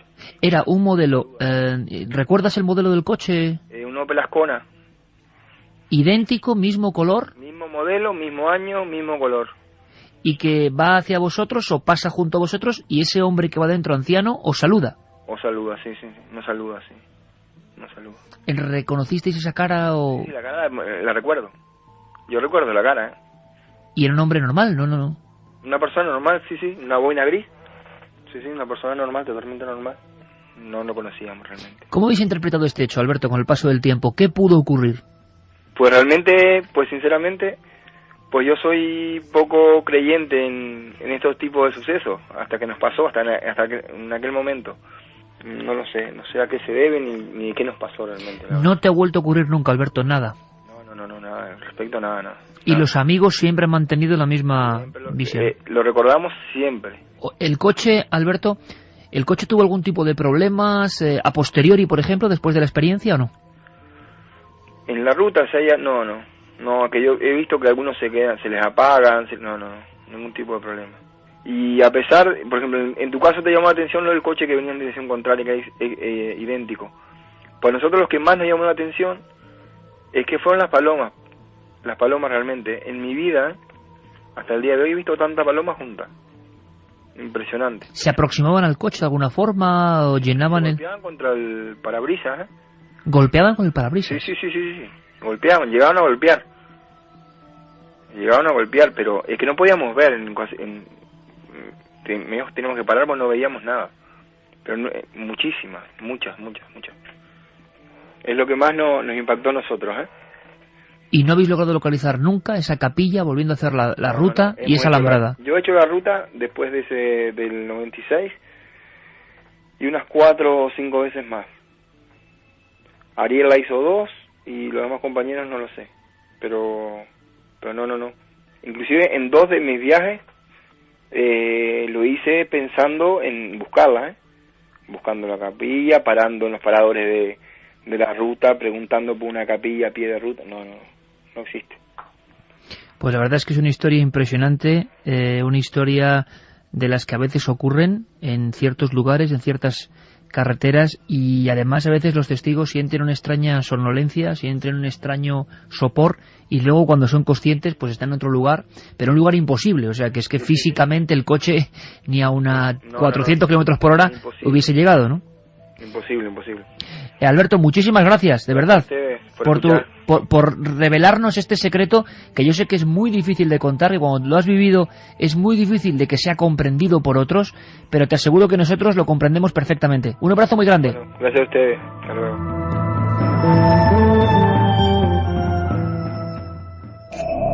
Un sonido. Una voz.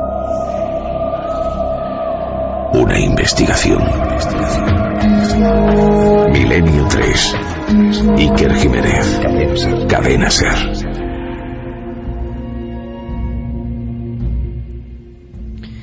Alberto Moreno Lemes. Carlos Escanavino. Héctor Rodríguez, Ariel Machado, Johnny Plada, equipo de natación y socorristas de Uruguay, ruta entre Argentina y Uruguay. El titular podría ser 750 kilómetros en apenas 15 minutos. Seguramente este es uno de los casos más extraños que yo he escuchado nunca. Toda la iconografía que les viene encima, en ningún momento se acude a los clásicos del género. No hay luces, no hay niebla, no hay resplandores, no hay sonidos extraños, el coche no se para, no ven nada. Una capilla, una alambrada, la buscan 4 o 5 veces, hacen la ruta de nuevo para comprobarlo. Y eso de las palomas que llegan a rodear el coche golpeando contra el cristal, en fin, el absurdo elevado al cuadrado, que a veces es el marchemo precisamente de que pudo ser así. Sí, tiene muchos componentes oníricos toda esta explicación que hemos escuchado, ¿no? Porque son elementos absurdos, pero hay uno de ellos que a mí me llama mucho la atención porque se repite sistemáticamente en casi todos los casos de este tipo, que es esa, de repente, ausencia de tráfico en la carretera, esa sensación de vacío, como si de repente el mundo normal hubiera desaparecido y ellos estuvieran atrapados en una campana. La campana de irrealidad del señor Santiago Camacho, ¿no? Exactamente, la campana de irrealidad o la campana de silencio, que se cita en muchísimos casos. Por eso yo le preguntaba a Javier, y es que era, o sea, un solo coche, mismo año, mismo modelo, mismo color.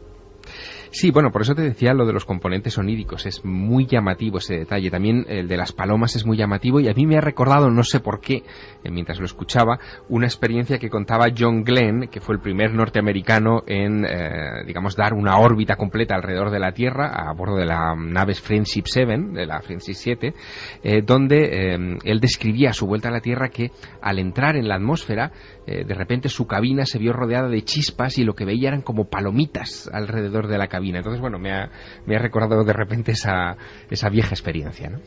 Una historia onírica que no es la única, que por supuesto no podemos dar explicación, pero seguro que como tantas otras veces, y hemos tenido elementos últimamente bastante cruciales en este aspecto, ¿no? La rotundidad, el absurdo tan absurdo.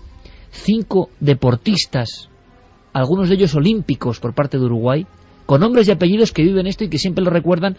Y puedo decir una cosa off the record ahora, con permiso del propio Alberto, que ellos hicieron un pacto de silencio de alguna forma en un momento dado de sus vidas, porque nadie les iba a creer. Alberto viene a España, está ahora viviendo en Tenerife, viendo precisamente y escuchando el programa, viendo Cuarto Milenio, dice, con alguno de los casos vio cierto paralelismo, y es una persona que se considera escéptica todavía hoy, no le ha pasado nada raro en su vida, excepto eso. Y eso es como un corte en la realidad. Yo estoy recordando un caso que a mí me ha dado bastante impacto cuando lo leí siendo muy niño. La punta del iceberg era el libro. JJ Benítez era la historia de un guardia civil en la zona de Trebujena, que describía una historia parecida. Había un dibujo muy gráfico de él en la moto y al final de la carretera, al final del camino, una especie de campana, nunca mejor dicho, luminosa, que le esperaba. En este mundo onírico, donde parece que se mete el testigo, no sabemos por qué, como si uno tomase una desviación de la autopista, pero hacia la irrealidad, ¿no? Y pasa un tiempo en esa irrealidad que no se ve ni de tiempo ni de espacio. Él recuerda, y tú recordarás, Javier, perfectamente, y mejor que yo seguramente, que el hombre, imaginaos por un momento, amigos, el hombre va con su moto de motocross en aquel momento, fuera de servicio, y va acelerando, nota que va acelerando, y le empieza a entrar un miedo terrible, porque ve que a lo largo de la carretera, una carretera amplísima, no pasa nadie. Busca casi el contacto visual con otras personas, porque ha visto algo muy raro que parece un platillo volante. Y huye de allí, pero no ve a nadie. Se desvía por caminos que van siendo cada vez más solitarios y tampoco ve a nadie. Y de pronto solo ve un coche que está detenido y unos individuos le preguntan por una carretera, un camino, ¿cómo se va a la Nacional 4? Y él le impresiona mucho, le da mucho miedo, según su testimonio, el rostro de aquel hombre. Claro, puede ser que alguien esté ya tan sugestionado y con tanto miedo que cualquier cosa, en vez de gratificarle y darle calma, le da más miedo. Pero dice que nunca olvidó la cara de aquel hombre a través de la ventanilla. Lo mismo que le ocurría a estos muchachos. Los 5, aterrorizados, ven un coche idéntico el único que se cruza en 700 kilómetros. Hay un caso, porque durante los primeros años 90 yo me impliqué mucho en la investigación de casos de teleportación en España, fue un asunto que me fascinó.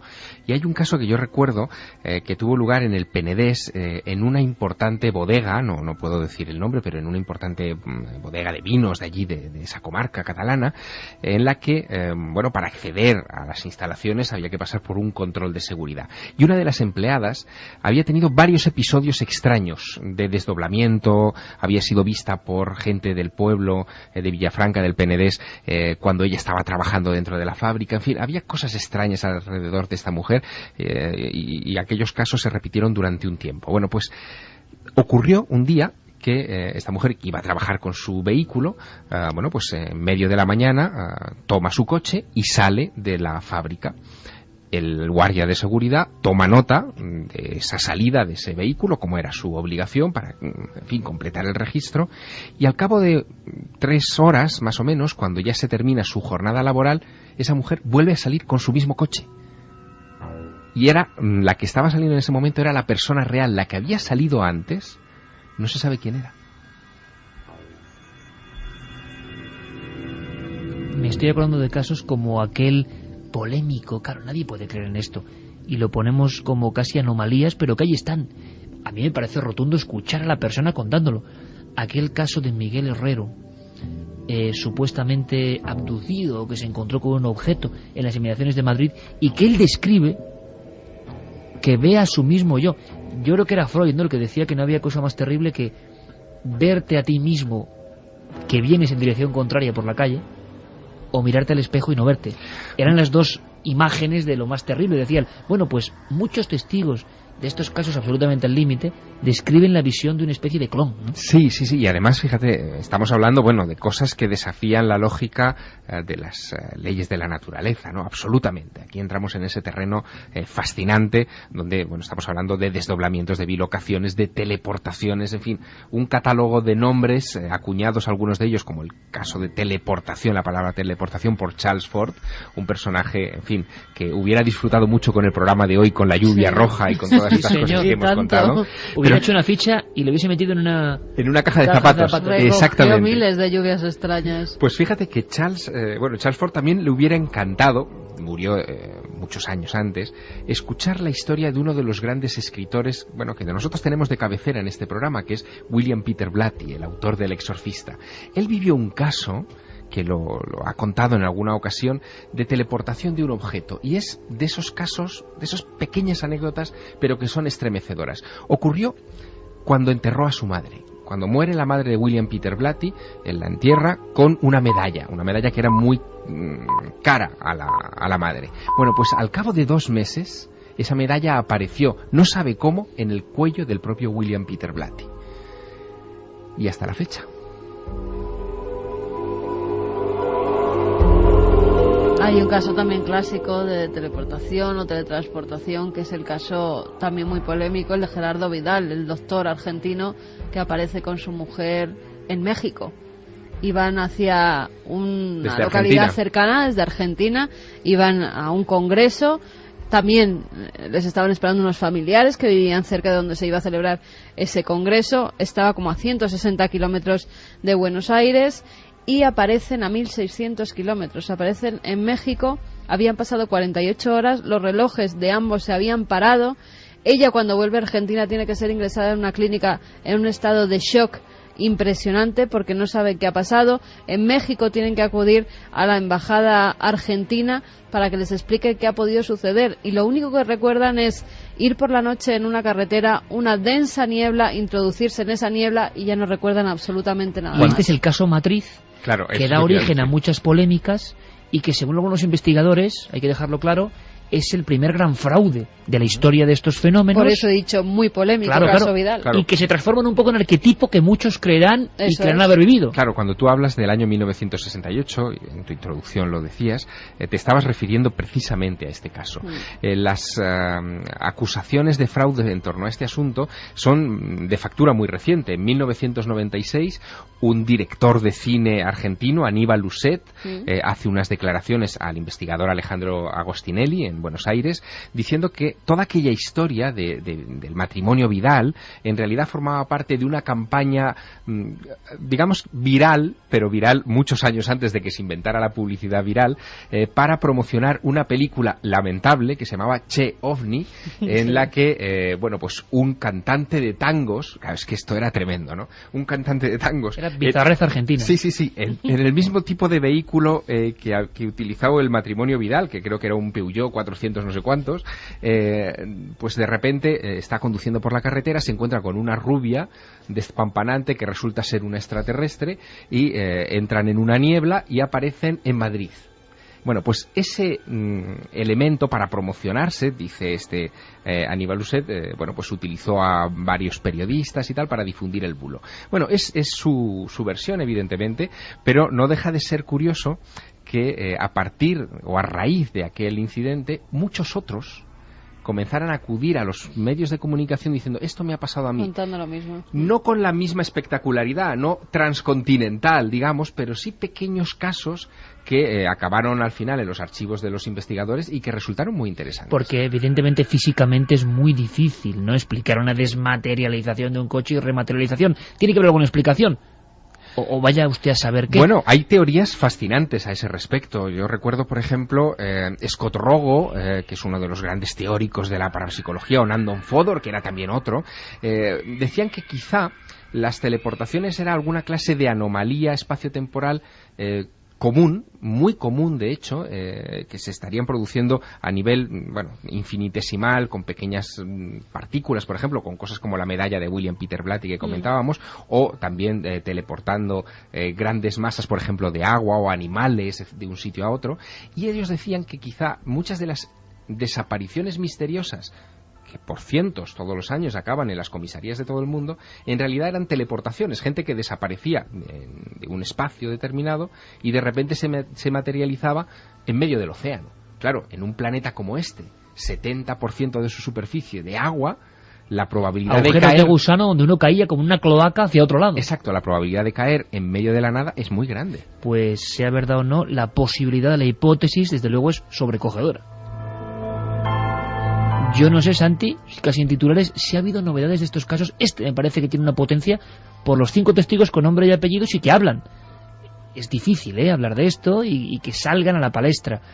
Yo no sé si ha habido casos, por ejemplo, en Estados Unidos y demás, recientes, porque parece que es uno de los fenómenos muertos, ¿no?, o de los que menos se habla, la teletransportación. Al menos en los últimos tiempos. Yo, desde luego, de 5 años a esta parte, no recuerdo nada. Puede que se haya producido y se haya escapado a mis redes, pero desde luego no me suena.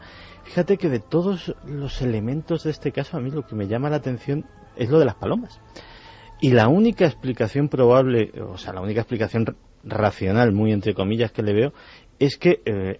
evidentemente este grupo hubiese estado sometido a algún tipo de anomalía espaciotemporal, que de alguna forma hubiese afectado también a la orientación de una bandada de aves, y que igual que ellos mismos estaban tremendamente confusos, pues esas aves también sacadas de su rutina y con su sentido de orientación, del que dependen absolutamente para todo, completamente alterado, pues tuvieran ese comportamiento y extraño. Por eso golpeaban el parabrisas, por eso se echaban encima del coche. Qué historia más alucinante, más de película.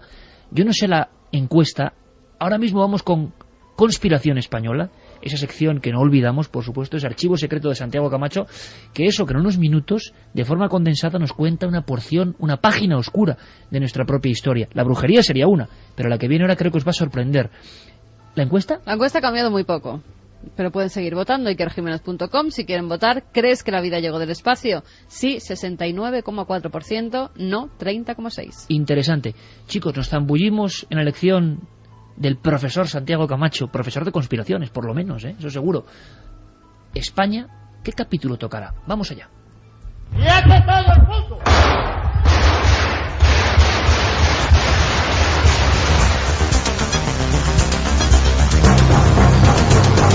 ...76 muertos y 113 heridos es el balance final de la catástrofe del Corona de Aragón. ¡No! Acaba de caer una señora desde el balcón. El 1 de mayo de 1981 fallecía en Torrejón de Ardoz el niño de 8 años Jaime Vaquero García. Yo he notado que los más ricos nos han envenenado porque buscaban la mejor calidad y nosotros. Falta por encontrar una parte del material militar secreto que se está recuperando. Este ha sido una cosa bastante grande, pero todo según lo que han contado de radioactividad y todo eso no es cierto. Vamos a ver, efectivamente ha habido una explosión de gas. Yo estoy junto a ellos. Pregunte si al presidente del gobierno le ha ocurrido algo o no. La España secreta.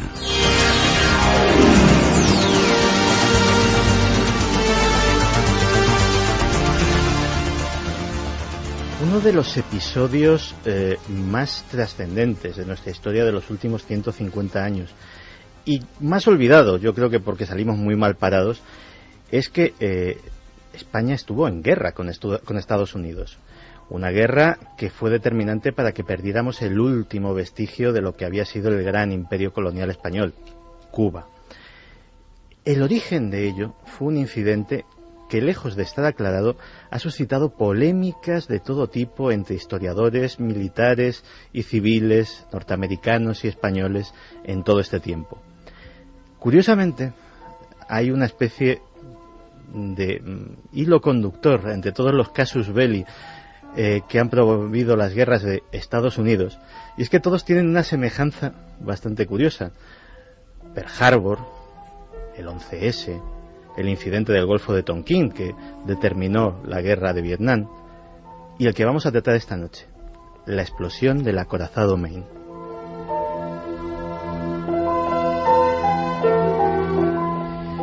En 1895, el pueblo cubano, liderado por José Martí, luchaba por su independencia. Era el último vestigio que quedaba, como hemos dicho, de ese imperio colonial español, y en un proceso que había hecho caer como fichas de dominó durante los anteriores 150 años a prácticamente todos los países de ese imperio, pues solo quedaba esa última y otro vestigio que era Puerto Rico. Estados Unidos estaba muy implicado en aquello. Tenía importantes intereses comerciales y estratégicos con la isla. No hay que olvidar que su posición privilegiada le permitía controlar todo el Caribe, y que la gran riqueza de materias primas de la isla pues abastecía a comerciantes de toda la costa este norteamericana. Curiosamente también, en esa misma época, había dos hombres que tenían una particular guerra común y que en las facultades de periodismo pues esa batalla se ha estudiado hasta la saciedad. Esos hombres eran Joseph Pulitzer, que dio nombre al premio Pulitzer que se da actualmente, que era el propietario del New York World, y William Randolph Hearst, el magnate de la prensa estadounidense y cabeza del New York Journal. Estos dos periódicos intentaban mutuamente echarse a la cuneta el uno al otro, promoviendo historias a cual más sensacionalista, a cual más amarillista. De hecho, el término prensa amarilla nace en estos días, y ven en la guerra de la independencia de Cuba un filón de historias en las cuales enardecer a sus compatriotas. Se hablaba poco más o menos que de genocidio del pueblo cubano, de atrocidades sin cuento cometidas en los campos de concentración, algo que, de haber existido entonces, nos habría colocado de lleno en la famosa lista del eje del mal. Tanto es así que una serie de incidentes provocan que los Estados Unidos decidan enviar al puerto de La Habana un acorazado de segunda clase, muy obsoleto, un barco que podríamos denominar como prescindible actualmente, que era el acorazado Maine. William Randolph Hearst automáticamente manda, es una anécdota muy célebre, a uno de sus mejores fotógrafos para que tome testimonio gráfico y sea el primero en mandar fotografías de la guerra entre los Estados Unidos y España. Claro, el atribulado fotógrafo le dice: pero señor Hearst, no hay guerra. Y entonces dice una frase histórica que es: tú haz las fotos, que la guerra la pongo yo.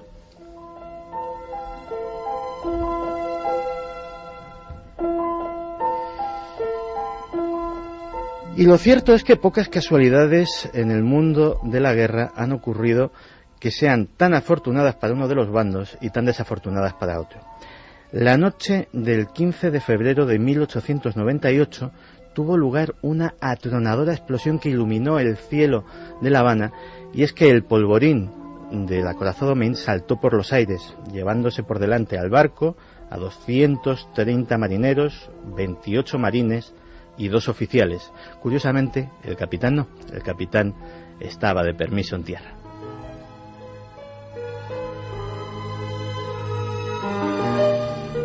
Hearst se agarra como un clavo ardiendo a este incidente y comienza a publicar que terroristas españoles han colocado una mina submarina en el casco del Maine y la han hecho estallar. Recordad el Maine, publica a 4 columnas en una tipografía enorme, y la presión de la opinión pública es tan terrible que el presidente McKinley, que no tenía demasiadas ganas de enfrentarse bélicamente con nadie en aquel momento, no tiene más remedio que declarar la guerra al Reino de España.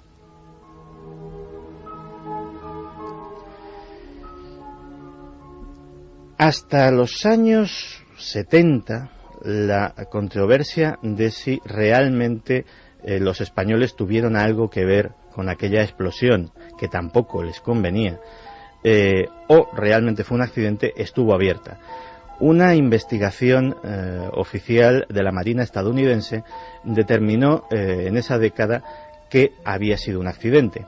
Lo único que quedaba eran los restos que estuvieron durante décadas varados en ese puerto, y un examen parece que determinó que la Santa Bárbara había explotado por causas desconocidas. El problema es que solamente se contaba con esa prueba pericial, porque curiosamente absolutamente todos los documentos oficiales norteamericanos relativos al incidente del Maine habían desaparecido.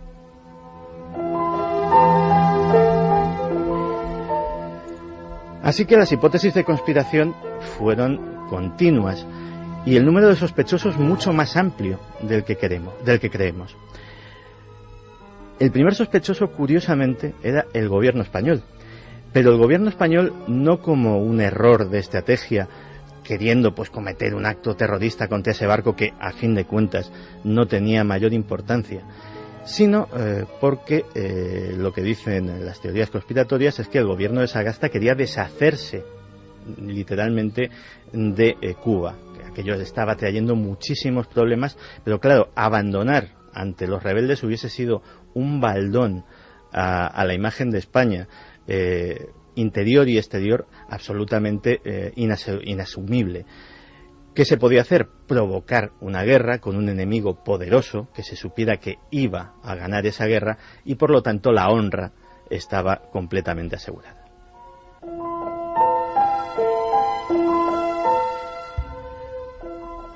Por supuesto, el siguiente sospechoso es el propio gobierno estadounidense, dado que los indicios de la tal prueba pericial indican que la explosión no pudo ser desde fuera, sino desde dentro. Algo no tan complicado, porque el acorazado Maine, lejos de ser un compartimento estanco donde no podía entrar nadie, era frecuentemente visitado por gente de La Habana, comerciantes, personajes ilustres, prostitutas, gente de todo tipo que entraba y salía sin demasiado control, con lo cual colocar un artefacto explosivo en alguna parte pues no hubiese sido, para alguien entrenado en esas lides, demasiado complicado.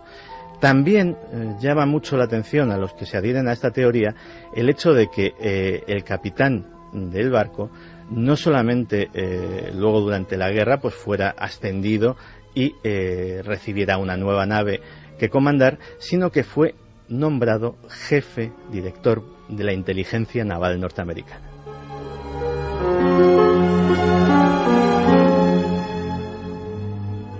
También se ha hablado de grupos que los había pro-españoles incontrolados que podían haber cometido lo que estrictamente consideraríamos un atentado terrorista.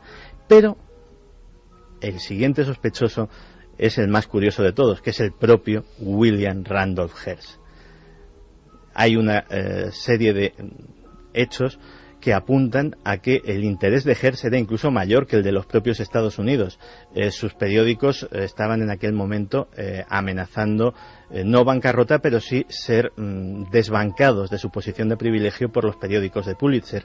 Con lo cual, esa incriminatoria, entre comillas, frase de yo pongo la guerra, pues se coloca como su causa para este caso.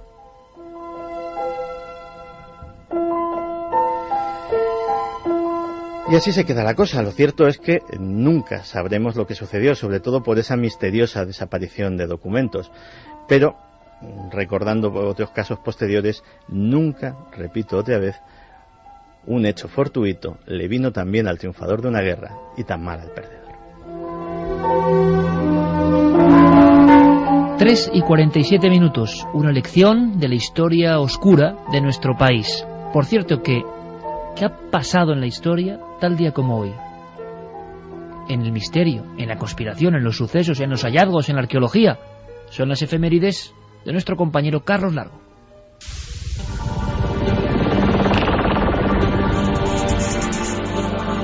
...21 de noviembre de 1939... nace el político estadounidense Bud Dwyer. Acusado de haber aceptado varios sobornos, decidió quitarse la vida en 1987 mientras realizaba una conferencia que estaba siendo televisada en vivo.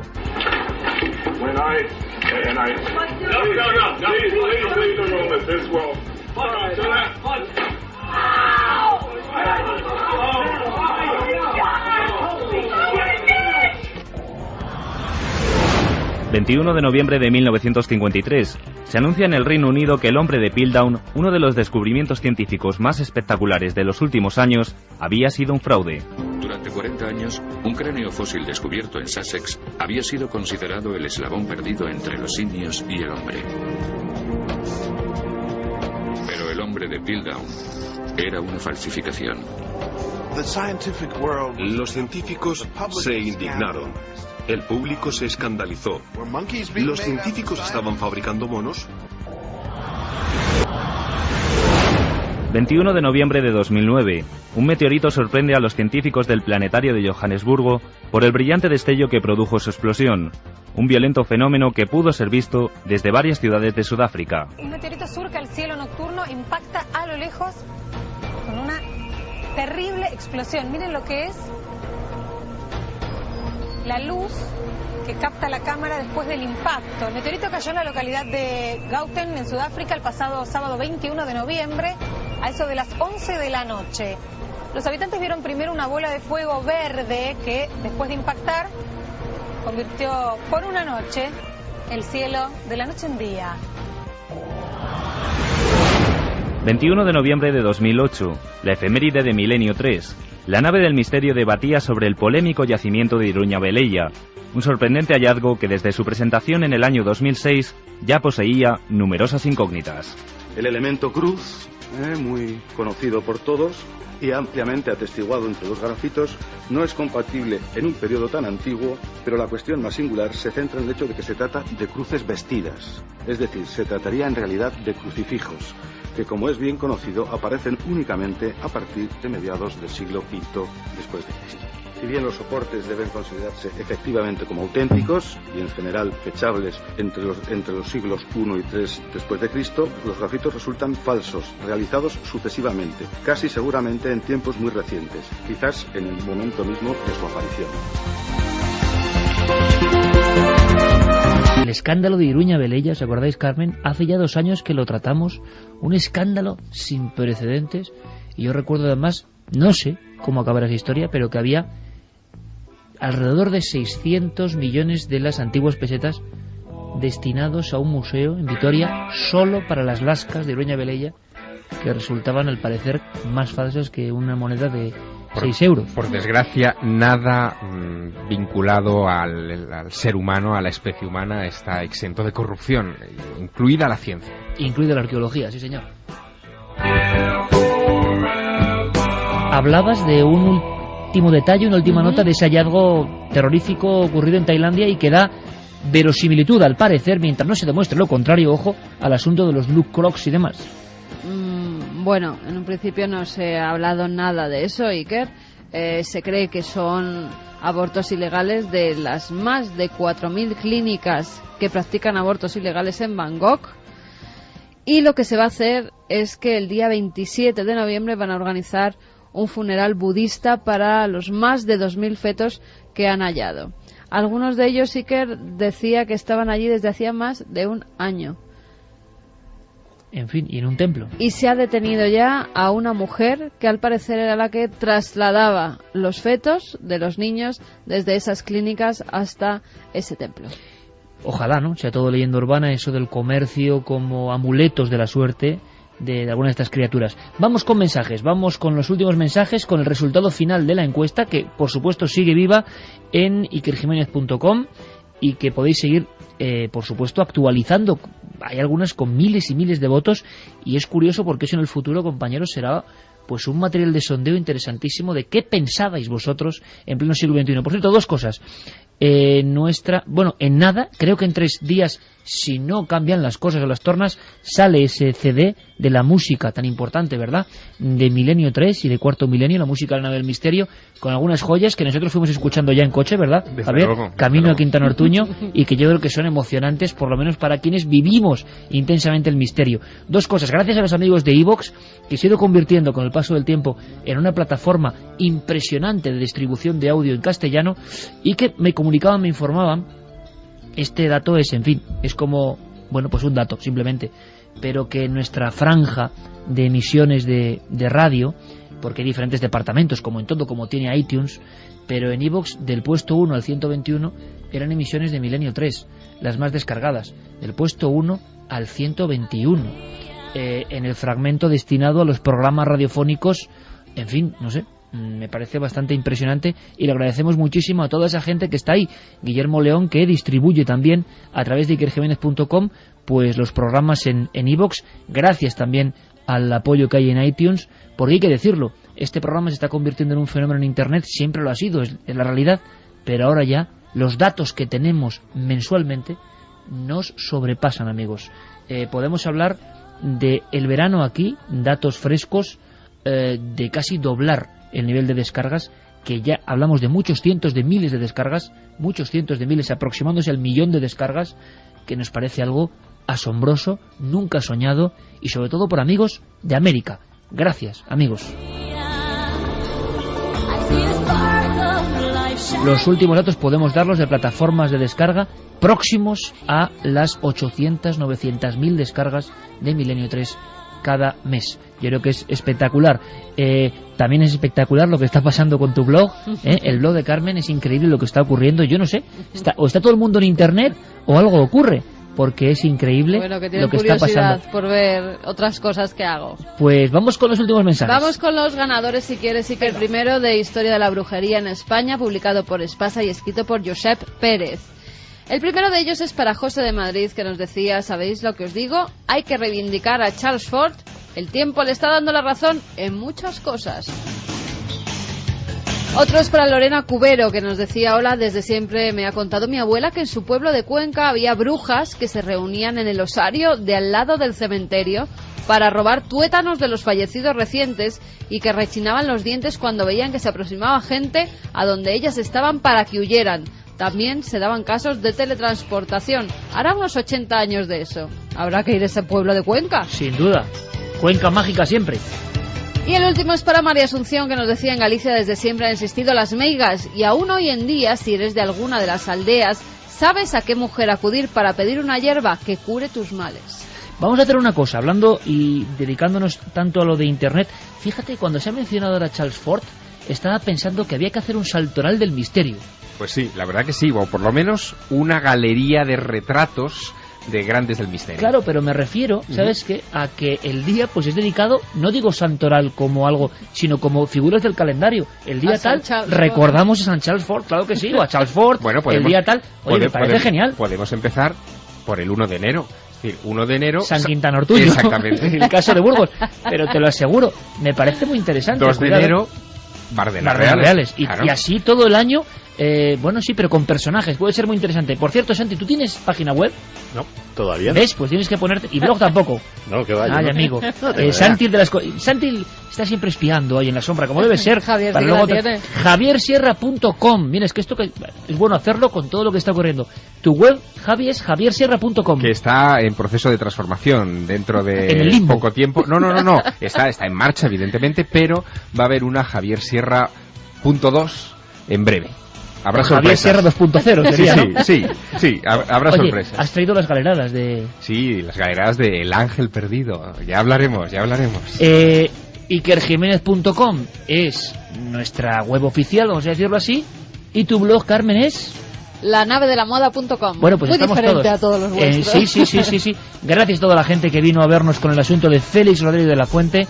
Gracias por mantener el espíritu vivo de esta persona. Y yo creo que esa idea es buena, hacer una especie de, no sé si agenda, sí, santoral, por eso, un día dedicado a la memoria, calendario. Sí, pero de personajes importantes del misterio y de la ciencia y de la investigación, de los viajes.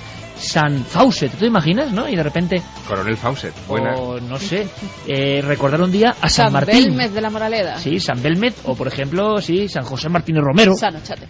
No, yo digo personajes. Personajes, para que tenga una influencia. Pues entonces Me no gusta podemos la idea. empezar por Quintana Ortuño. Ya lo sé. Pero sí por uno de los testigos, por ejemplo, que estaba allí. Que ya lo convertimos en santo.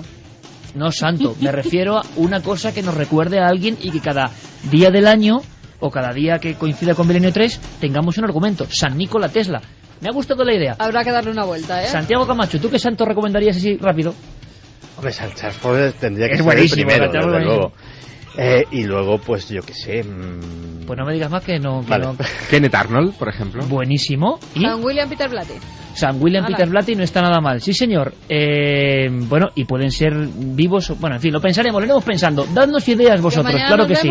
Mañana en Cuarto Milenio, con un sinfín de viajes, entre ellos el interior del cuerpo humano con sus misterios. Fermín Agustí, Carlos Largo, Coque Peinado, Noel Calero, todo el equipo. Intentad, amigos, es nuestro mensaje. Sed muy felices. En 7 días, más Milenio 3.